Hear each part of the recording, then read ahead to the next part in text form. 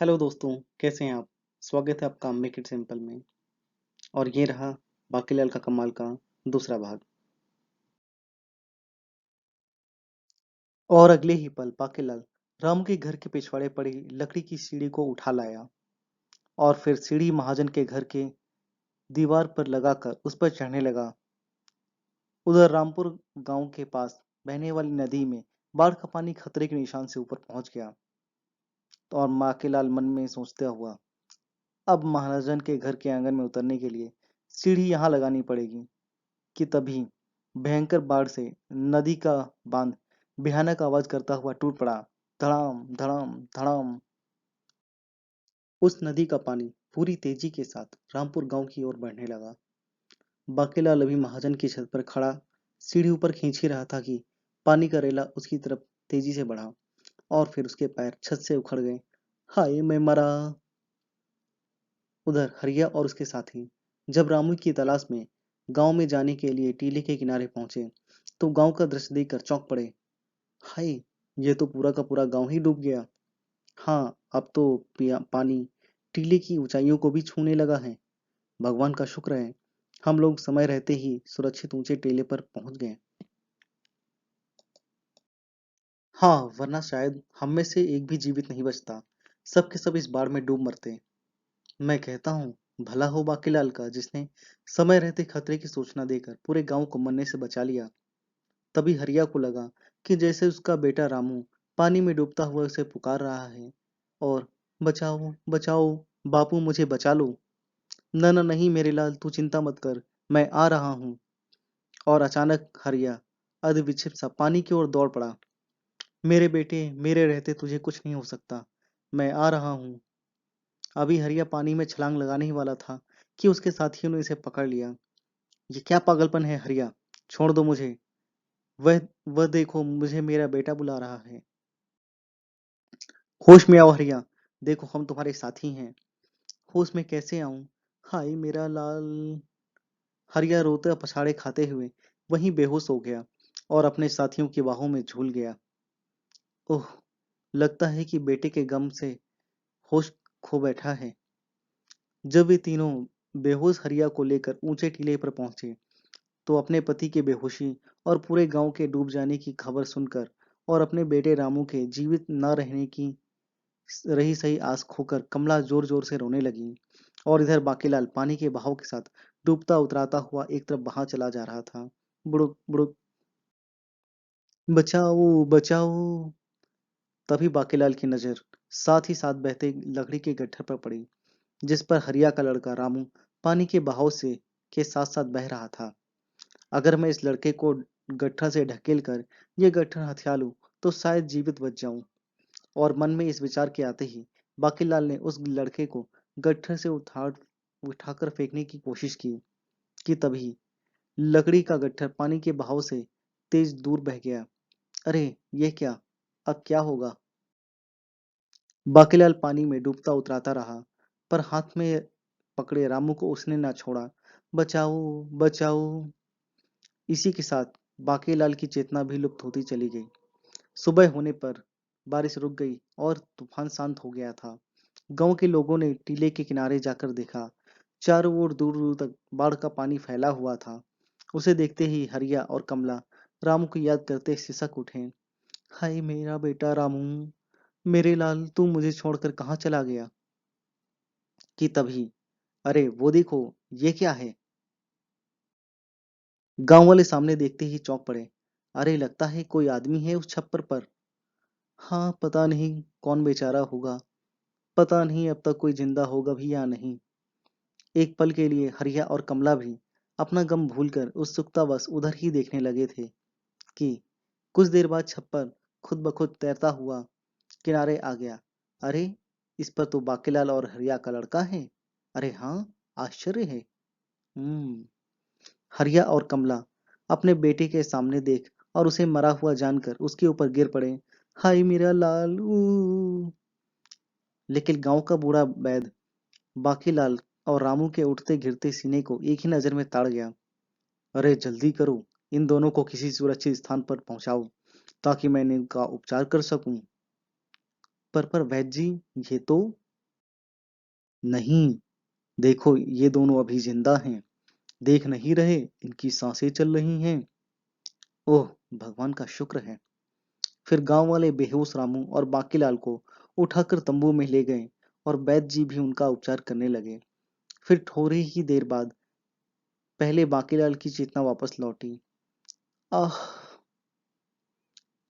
अभी उसने अपनी आंखें हल्की सी खोली ही थी कि गांव वालों की भीड़ देखकर उसने अपनी आंखें दोबारा बंद कर ली और मन में सोचा, ये गांव वाले मुझे क्यों घेरे खड़े हुए हैं और यहाँ मैं कैसे आया। और तभी चेतना खोने से पूर्व की पूरी स्थिति बाकीलाल के दिमाग में घूम गई। ओह, तो लगता है गांव वालों ने मेरा झूठ पकड़ लिया है, तभी ये सब मुझे घेरे खड़े हैं। अब इनसे जान कैसे बचाई जाए।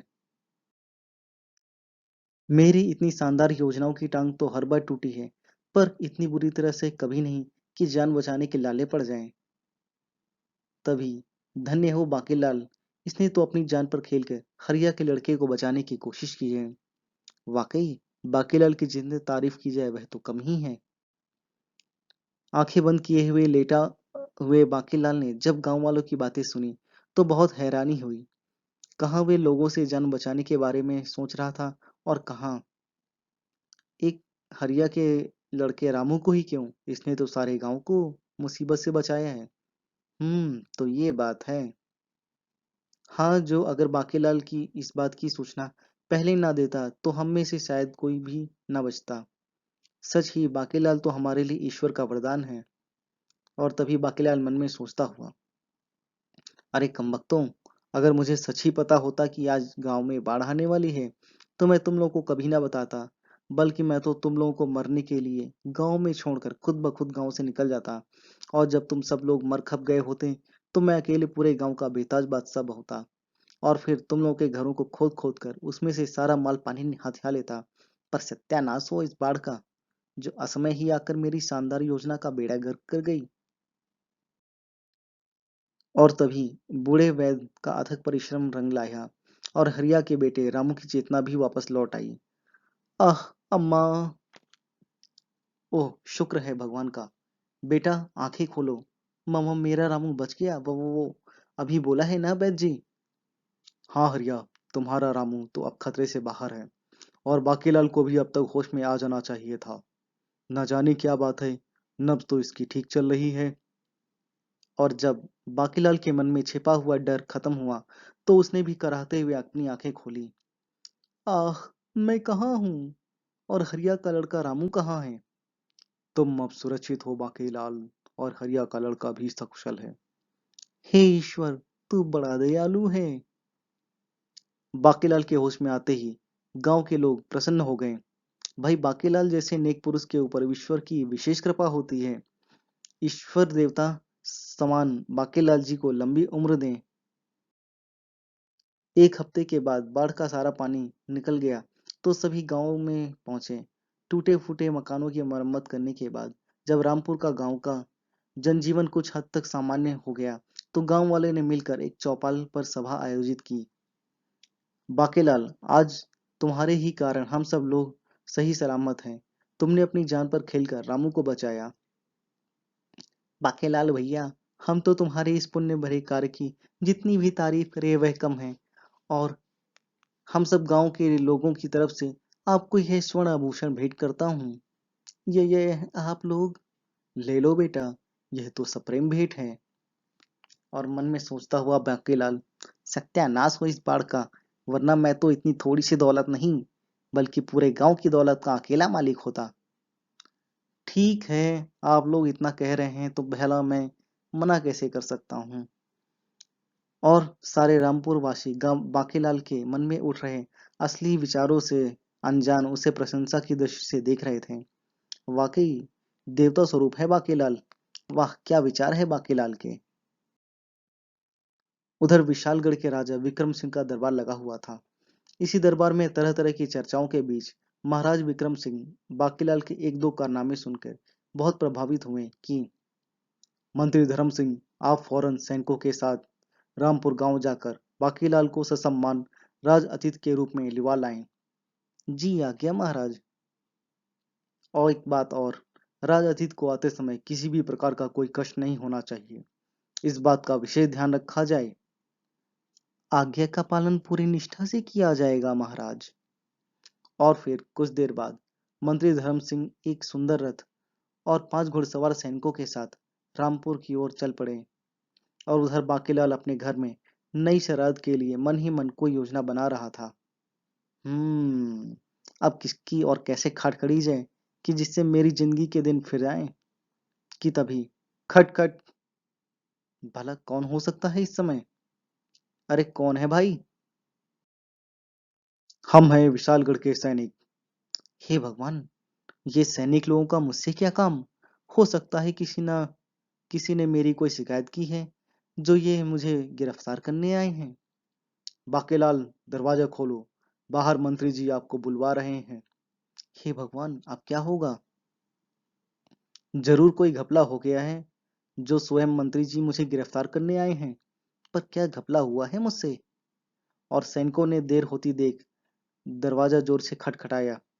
दरवाजा खोलो, नहीं तो तोड़ दिया जाएगा। खतरा, अब मुझे फौरन यहाँ से भाग निकलना चाहिए। बाकीलाल दरवाजे को इस तरह से बड़बड़ाए जाने पर और बुरी तरह से डर गया और खिड़की की ओर लपका। पर तभी बाहर निकलते ही मंत्री धर्म सिंह की नजर उस पर पड़ गई। देखो, वह बाकीलाल की के घर की खिड़की से कौन भाग रहा है? मुझे तो कुछ गड़बड़ लगती है। तुम दौड़कर उसे पकड़ लाओ। और फिर शीघ्र ही वह सैनिक बाकीलाल को पकड़ लाया। कौन हो तुम और भाग क्यों रहे थे? जजा जी, मेरा नाम बाकीलाल है। और क्या? क्या? मंत्री के संकेत पर सैनिकों ने फौरन बाकीलाल को छोड़ दिया।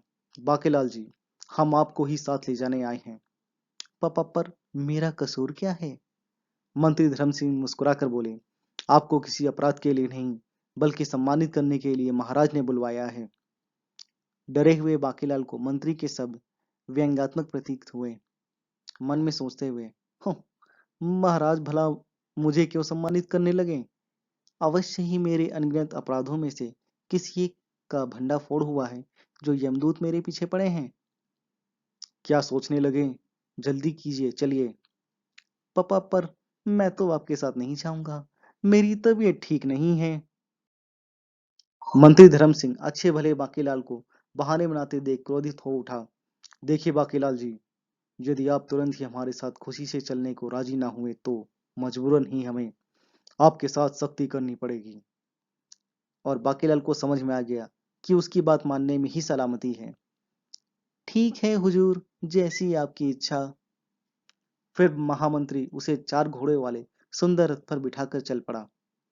और जब मंत्री धर्म सिंह बाकीलाल को लेकर विशालगढ़ के राजमहल में पहुंचा, तो उस समय रात हो चुकी थी। इसलिए बाकीलाल को राजा के विशेष कक्ष में ले जाया गया। ये बाकीलाल जी, आपका स्वागत है। हमने आपकी बहुत तारीफें सुनी हैं।